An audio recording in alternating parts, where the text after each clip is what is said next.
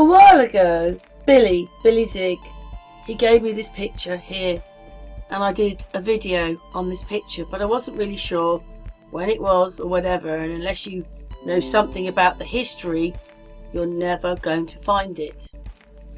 But actually, what this picture was a ball, a party, that the Tsar of Russia had in 1903, just before a great big economic crash and also a revolution. So, even with an impending global economic crisis, this is 1903. I'm sure this is going to link into where we are today, really, except that they've done something different today, because can't go around with headdresses on and stuff like that. But even with the impending global economic crisis that would commence the end for the Russian Empire, when the Russian imperial family set out to host a party, they never do low-key, no expense was spared. On the eve of revolution in February 1903, they threw the most obscenely opulent affair the world had ever witnessed. If Tsarist Russia was to go down, they went out with a bang. Anyway, we're just moving on. So here I go, I'm looking at the pictures now. They do look amazing, and I wondered what was going on. I had no idea when I was looking at the picture, although they look Russian. But these are Russian headdresses and stuff like that, and it was actually the Tsar of Russia. Emperor Nicolas II invited 390 guests to the party held at the Winter Palace at St. Petersburg. This was a 17th century themed national costume ball that lasted 2 days, and I read in there that some of the costumes were from the 17th century. Yeah, I read that. Just look at it. They're dressed amazingly. Oops, excuse me for that. To pose for an epic family portrait, the whole family gathered together to capture what was their final photograph on the staircase of the Hermitage Theatre. Everyone was given a golden insignia to symbolise his or her attendance at the court that day. And there is Tsar of Russia with his wife. The astonishing, lavish parade of the 17th century appeals were inspired by the times of the second Tsar from Romanov dynasty, Alexander of Russia. This is to celebrate the 300th anniversary of the Romanov dynasty. And then here's some pictures of them, some of the people that went. Now, do you see these shoes? I did a video that said that it was in England and they were wearing shoes like that. So it couldn't have been of England. It had to have been of Russia. I made it a while ago. But anyway, everybody dressed up in their best, spent masses of money on these costumes, and they did look quite gorgeous, don't you think, for 1903. Look at that one there. She was quite beautiful, wasn't she? But that's assuming that they're men and women, and these ones are women. Because you just never know, do you? But anyway. And actually, when you look at the headdresses, they were very Russian. But anyway, I never realised that before. Covered in real jewellery, the guests spent a fortune for their costumes. Some would have the equivalent to 10,000 euros today. The Empress Alexandra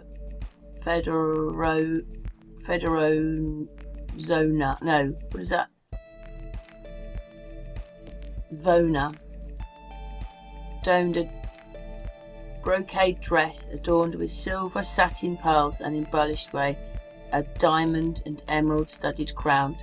Oh, gone on too far. And a magnificent emerald necklace chosen by the court jeweller Carl Fabergé. I mean, she does look quite pretty, doesn't she, that one there? Isn't that beautiful? So, this obviously ties in today. These pictures came out last year. Anyway, that's as far as that one goes. So, just going back up to the top. These beautiful costumes. There you go.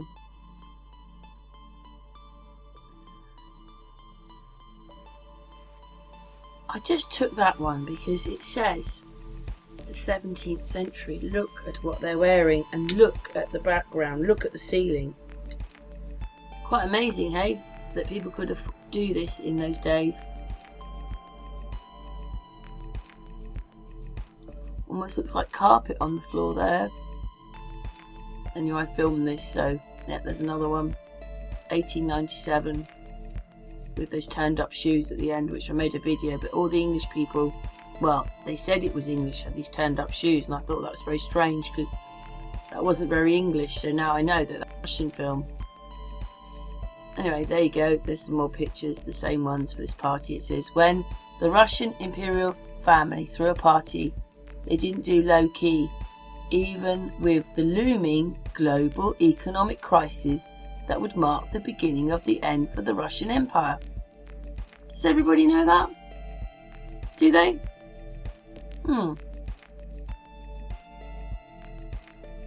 Anyway, let's move on. Another one. When the Russian imperial family threw a party, they didn't do a low key, even with the looming global economic crisis that would mark the beginning of the end of the Russian Empire. No expense was spared. If Tsarist Russia was going down, they were going to go down with a bang. And so, in February of 2003, well, where are we now? We are going into this looming global economic crisis. But for different reasons, because we've been put in it, and then we've got this pending stupid thing called the virus. It was an obscenely opulent, I can't say the word, opulent costume party will be the last for horror for imperialist Russia. Emperor Tsar II invited 390 guests to the party held at the Winter Palace in Petersburg.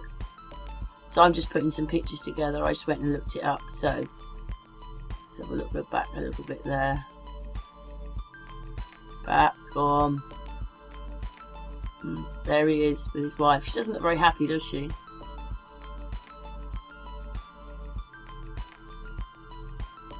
Don't worry, let's move on.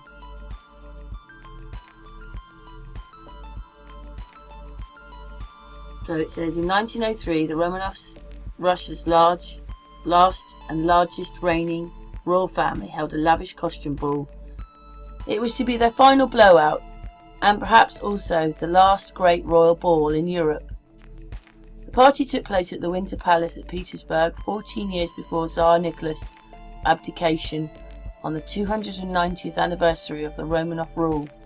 The Tsar invited 390 guests, and the ball ranged over 2 days of festivities with elaborate 17th century boyar costumes, including 38 original items of the 17th century and the armory in Moscow.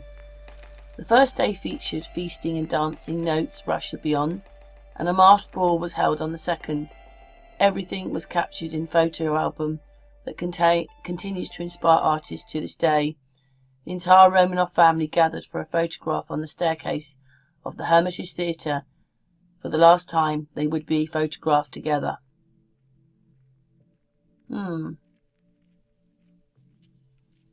we're just moving on. This is like seeing two different dead worlds.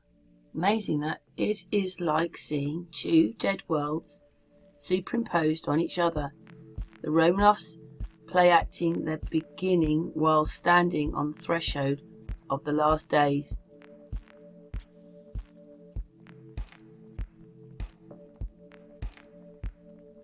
With the irony of in hindsight, we will always look upon these poised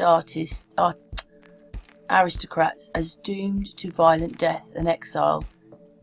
In the morbid turn of mind, I can't help thinking of the baroque Gothic, of the mask grey of the Red Death, Edgar Allan's Poe's story about doomed aristocracy who seal themselves inside a costume ball while a contagion I can't even say the words, ravages the world outside. The external world could take care of itself. In the meantime, it was a folly to grieve or think. The prince had provided all the appliances of pleasure. It was a scrupulous scene, that masquerade.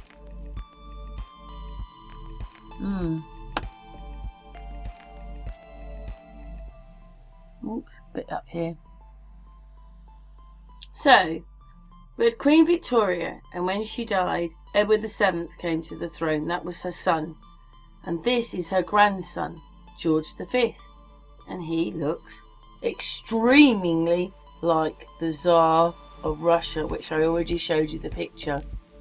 He looks very, very like that person. And of course, in Russian history, he would have died. He would have died. He came to the throne afterwards. I just wanted to add that bit because, you know, when I've looked up pictures, I've said they're the same person in other videos. Anyway, he looks very, very, very like the Tsar of Russia.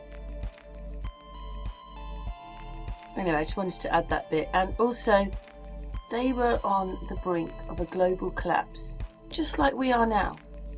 How do we know that it wasn't made for them? Like this one has been made for us.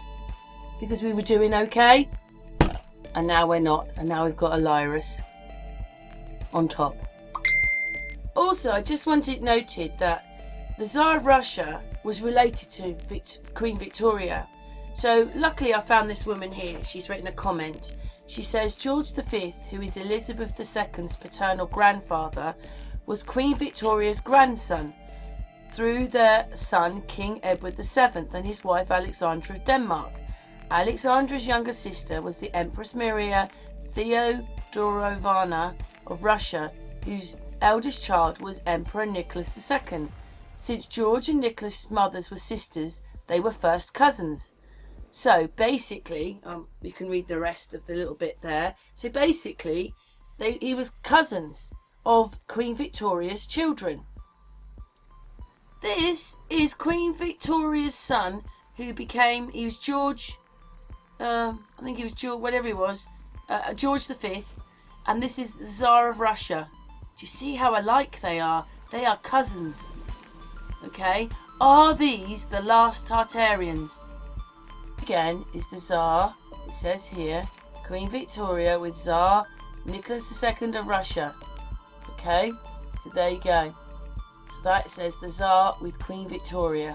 See, they're related, but I actually thought the Tsar and Edward V were actually the same person. But there you go, they look so alike, don't they? But anyway, that's with Queen Victoria. Maybe in our imagination, the Romanovs and their friends seem haunted by the weight of sacrificing outside their palace walls in both their country and around Europe as the old order fell apart. Or perhaps they just look haunted the way everyone does in these photographs over 100 years ago. Does the colorizing of these photographs by Russian artist Klimbin, who has done similar work with these images of WW2 soldiers and portraits of Russian poets and writers. Well, I don't know if anybody remembers me putting this video out, but I did. But I wasn't sure when the era was. I just had the picture and I didn't know what it was. Anyway, it puts flesh on the pale monochromatic. Oh my god. Can anybody read that there? Faces. Gives the lavish costuming of furniture, texture and dimension. Some of the images almost look like nouveau illustrations and resemble those of some of the finest illustrations of Poe's work and the work of contemporary painters. So anyway, it's just talking about that. And I mean, look at the wallpaper. That's got wallpaper on, or they've painted that on the walls behind. It was a hostile Russia glared through the large windows of the palace. While we danced, the workers were striking and the clouds in the Far East were hanging depressingly low as Russia beyond notes soon after the celebration. The global economic crisis marked the beginning of the end of the Russian Empire, and the court ceased to hold balls. I don't know if we've been told it's quite like that. Maybe we have. Maybe it's in our history. I don't know. Look at that one. Beautiful, really. So they've been coloured in. They were black and white. Oh, they were black and white. In 1904, the Russo-Japanese War began. A war Russia was to lose the following year. Then I can't say the word, I do know what it means. I can't say it. Aristocracy's power was further weakened by the revolution of 1905, which Lenin would later call the Great Dress Rehearsal for the revolutionary takeover of 1917, and that's when he's abdicated and he dies. While the aristocracy costumes itself in the tapings of past glory, armies amassed to force their reckoning with the 20th century. Who knows what thoughts went through the minds of the Tsar, Tsarina, and her heirs during these 2 days, and the minds of the almost 400 noblemen and women dressed in costumes specifically designed by artist Sergei Solomenko, who dressed them from the work of several historians to make accurate 17th century recreations, while Peter Carl Fabergé chose the jewellery, including, writes the Vintage News, of the Tsarina's pearls, topped by a diamond and emerald studded crown, and an enormous emerald on her brocaded dress.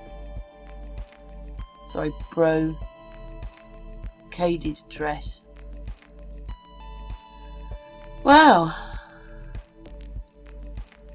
My reading's awful, by the way, sorry about that, but anyway, I'm trying to do my best. The writing's quite small and it's late at night. If the Romanovs had any inkling their almost 300-year dynasty was coming to its end and would take all the Russian aristocracy with it, they were at least determined to go out with the highest style. The family, with almost certainly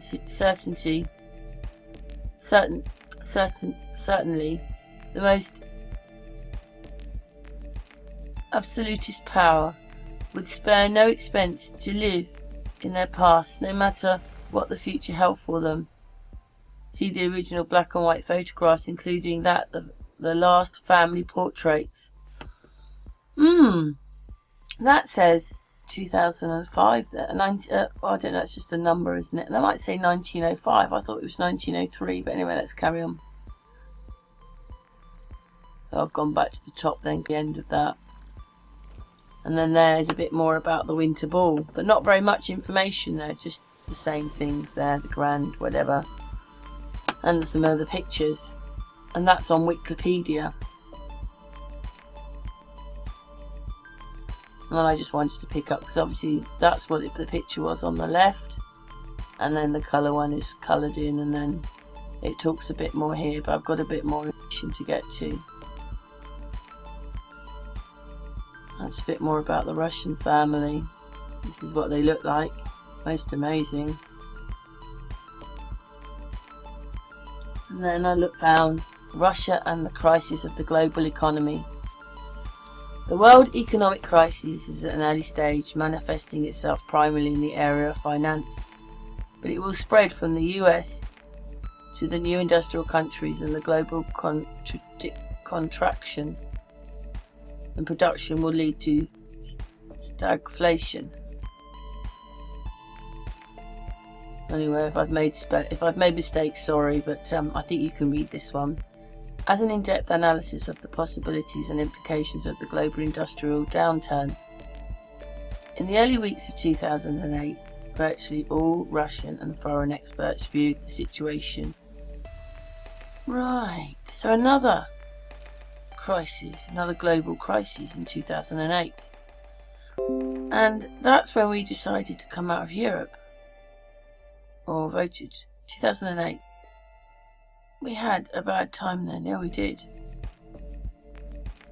A lot of people lost their jobs and things. 2008, so there you go, there's another one.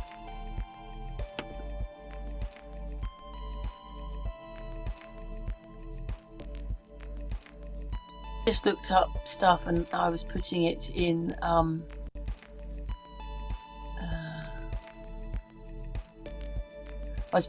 a video, just seeing that the date 2008. Anyway, let's go to the top because I'm not reading all that. It wasn't about the pictures. And the panic of 1907. It's all to do with the bankers' panic. It's a bit more there, but I can't read that now. Yeah. And you can see that it's too much to read. This is massive, whatever massive. There you go. And then it says there that he lived until 1918. Well, his spouse did. And Tsar of Russia, Nicolas II of Russia, 1917. Oh, he was born in 1868. He wasn't very old then, was he? He was only in his 40s, 50s. But I had a feeling that he looked just like grandson of Queen Victoria, and he came back to rule as King of England, to be honest. I mean, they like playing the games, and then obviously that's the executive family. You know how they like playing their games. Isn't that strange? And I tried to look it up about this global deterioration, but it's kind of where we're going now. Anyway, I just wanted to draw your attention to this. It's quite relevant in a way because this is where we are now. Anyway, thanks for watching.